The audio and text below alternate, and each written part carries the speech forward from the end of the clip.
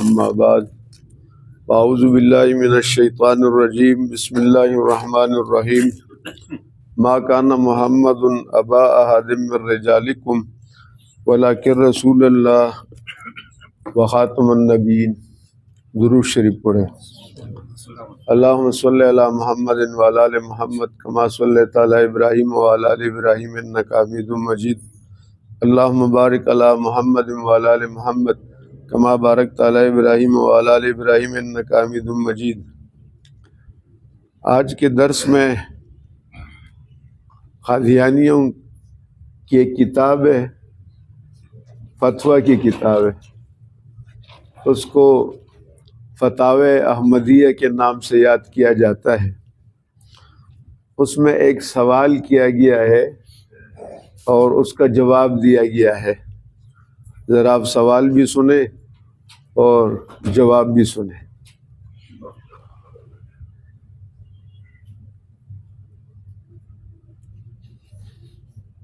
سوال ہوا کہ کسی جگہ امام نماز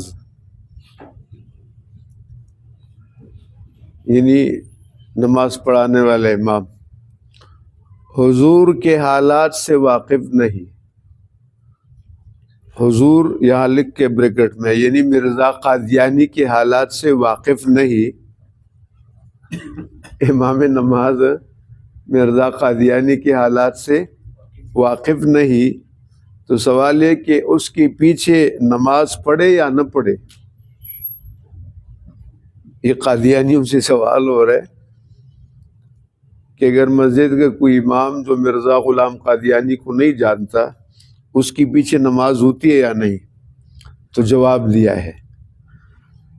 فرمایا، اور خود قادیانی نے جواب دیا، مرزا غلام قادیانی نے خود جواب دیا۔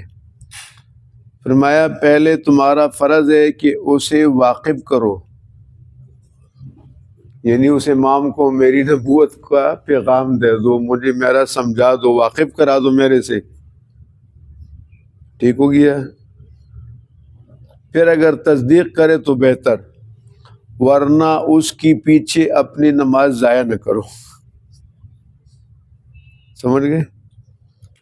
مرزا قادیانی اپنے متعلقین سے کہہ رہے کہ ایسا امام جو مجھے نہ مانے اور نہ میرے بارے میں جانتا ہو، اس کے پیچھے نماز ضائع نہ کرو۔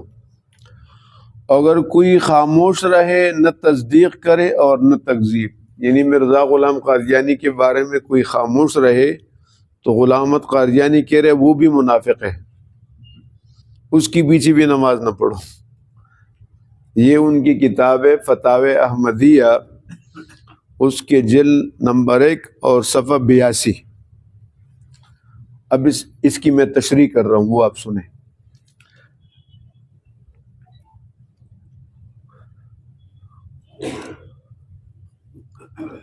پہلے ہر مسلمان کے پیچھے بشرطے کہ مسلمان ہو نماز جائز ہے، چاہے وہ نیک ہو یا بد ہو۔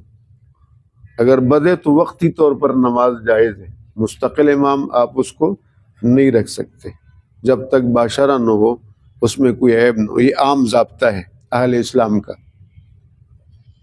لیکن مرزا قادیانی کی شریعت میں تقریباً تمام دنیا کی یہ جو کتاب لکھی گئی تھی، یہ آج سے کوئی 120 سال پہلے یہ کتاب لکھی گئی ہے۔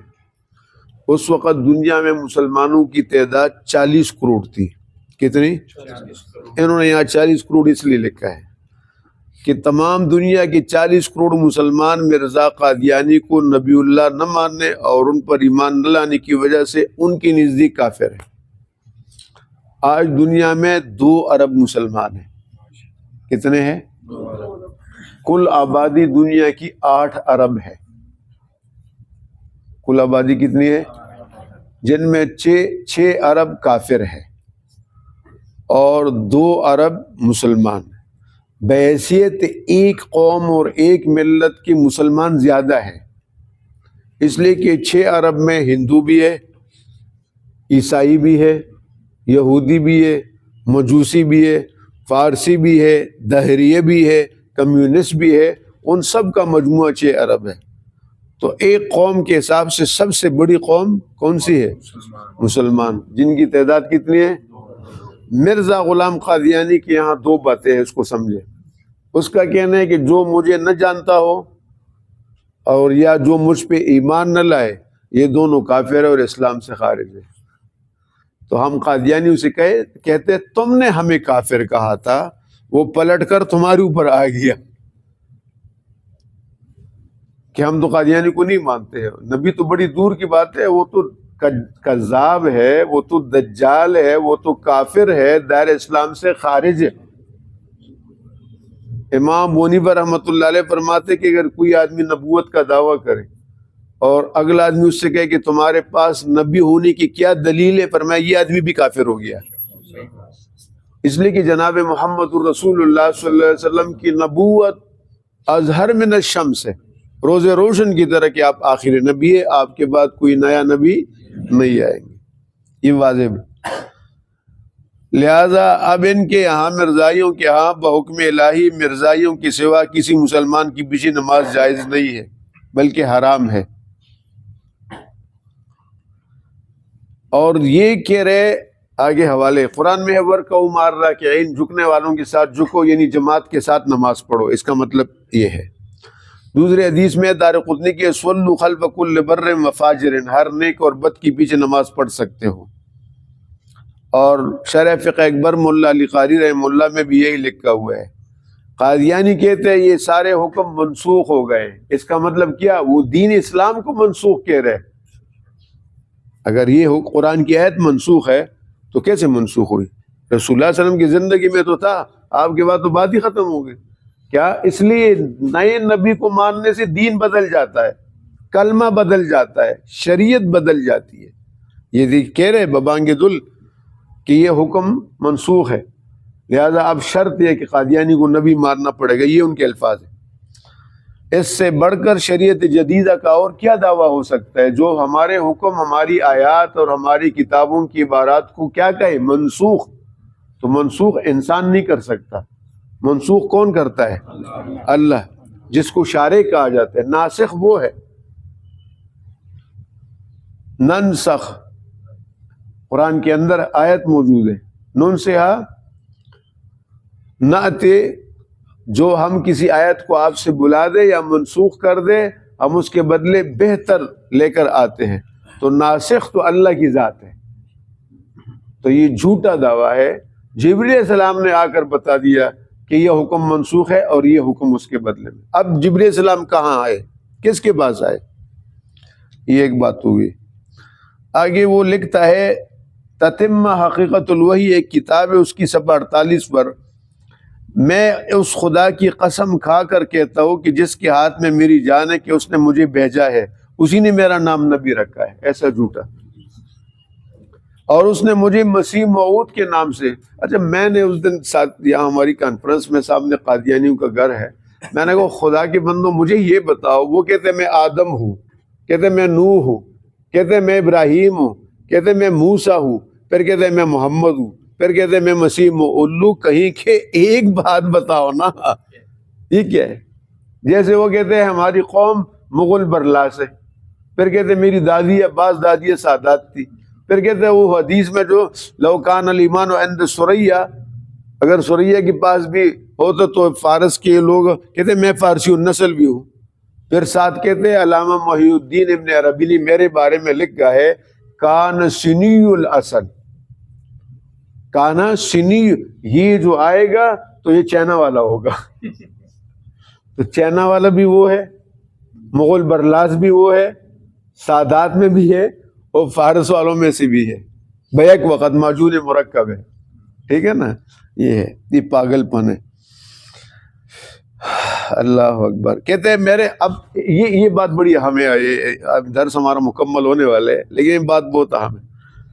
ہمارے نبی پاک صلی اللہ علیہ وسلم کے بارے میں اس نے کہا ہے کہ ان کے تو 3000 معجزے تھے، یعنی ہمارے نبی کی اس نے توہین کی ہے۔ دیکھو اس کتاب میں جو کہ روحانی خزائن کی جلد 22 پر بھی موجود ہے، صفحہ 503 پر، کہتے ہیں میری اوپر جو نشانات آئے اور ظاہر ہو گئے ان کی تعداد 3 لاکھ ہے۔ کتنا بتایا؟ ہمارے نبی کی توہین کی یا نہیں کی؟ ایک جگہ صراحتاً بتا رہے کہ ان سے بڑھ کر میرے معجزات ہیں، صراحتاً بتا رہے۔ لیکن اب اس کی پاگل پن میں آپ کو بتا رہا ہوں. یہاں کہہ رہے کہ میرے معجزات کتنے ہیں؟ 3 لاکھ نشانی ہے. ٹھیک ہو گیا. اس کے بعد تھوڑا سا آگے چلتے ہیں. ایک اور جگہ پر یہ بتا رہا ہے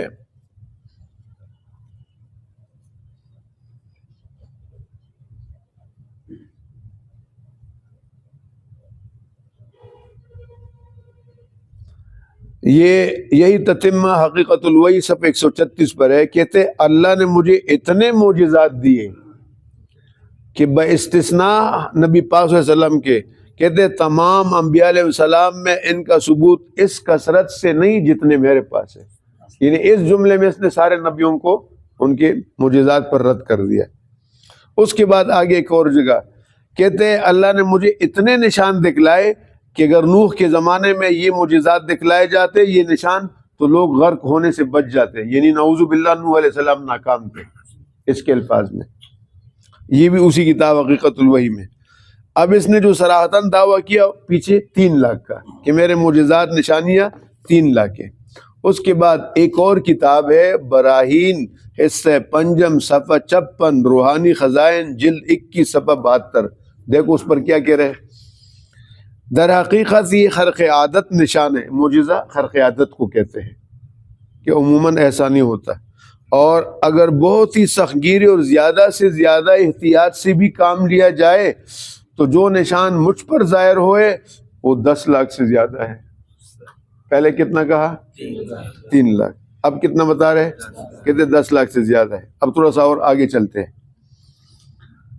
کہتے اگر خطوط بھی اس کے ساتھ شامل کی جائے جن کی کثرت کی خبر بھی قبل از وقت گمنامی کی حالت میں دی گئی تھی تو شاید یہ اندازہ کروڑ تک پہنچ جائے. کتنا ہو جائے؟ 1 کروڑ.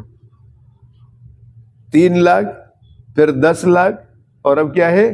1 کروڑ. کہتے اتنے میرے معجزے ہیں. یہ بھی براہین پنجم میں ہے. اس کے بعد اعجاز احمدی اس کی ایک کتاب ہے، اس کے صفحہ 1 پر ہے. کہتے یہ امر پوشیدہ نہیں ہے کہ میری تائید میں خدا کے کامل اور پاک نشان بارش کی طرح برس رہے ہیں. اگر ان پیشگوئیوں کے پورا ہونے کے گواہ اکٹھی کی جائے تو میں خیال کرتا ہوں کہ وہ 60 لاکھ سے زیادہ ہوں گے. یہ اس کو پاگل پن کہتے ہیں. کبھی کہتے 3 لاکھ ہے، کبھی کہتے 10 لاکھ ہے، پھر کہتے 1 کروڑ ہے، پھر واپس پلٹ کے آ گیا کہتے 60 لاکھ ہے. یہ جھوٹ کا پلندہ.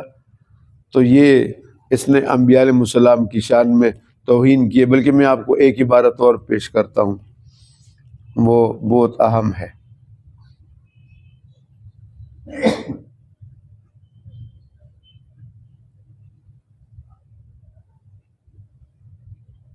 وہ یہ کہہ رہے ہیں کہ